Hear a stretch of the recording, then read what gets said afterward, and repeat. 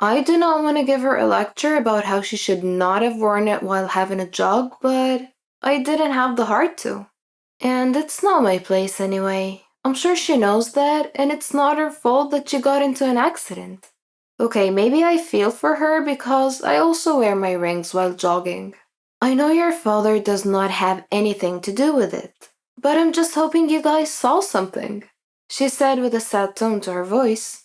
No, I'm really sorry. When we saw you, you were already unconscious, I told her. She did not insist on anything anymore. She let it go and left the office. That same night, Dad and I ate at my favorite fancy restaurant as a reward because I behaved like a professional during the first week of my training. I'm sure your mom would be so proud, he said, and his facial expression changed from ecstatic to really sad. Do you still miss her? I asked.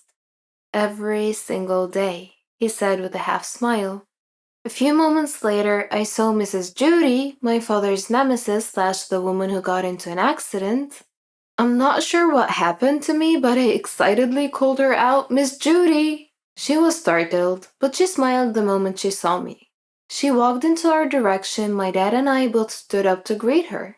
Are you alone? Would you like to join us? I asked politely. My dad just smiled at us, but I saw the approval in his body language, so Miss Judy decided to join us. But, oh, I'm not alone. We requested another chair from the waiter. I asked her if she's with her husband. No, dear, I'm single. I'm here with my son, she said. Oh, there he is, she said while looking at the restaurant entrance. Do you know that moment in the movies where you see a really hot and tall guy and suddenly everything is in slow motion? Yeah, that happened to me. I was out for like 30 seconds. I was just staring at him. And embarrassingly enough, my mouth was wide open and I was drooling and I had to wipe it off. Hi, I'm Randy. He extended his hand. I accepted it and we shook hands. Maine, I responded shortly. There was electricity and birds and butterflies. Do you know that warm, fuzzy feeling inside? Yeah, I know you get that. And yes, he gives me that. All throughout the night, my dad and Miss Judy kept on talking about business. And Randy and I kept on stealing glances. He's got this great, sweet, and boyish smile. I just could not get enough of him. It is my first time having a huge crush on someone, and I must be acting like a fool at that time. The night ended, and before we all parted ways, he managed to steal me away from our parents and he asked for my digits. I gladly gave him my digits like a giddy kid. That night ended pretty well. 2 weeks later, I found myself at my favorite coffee shop staring at my phone and was still waiting for his text. Will he ever text me? I should not have acted like I'm super interested in him. That might have turned him off. I left the coffee shop, went to the office, did a quick catch-up dinner with friends, and went home still waiting for his message.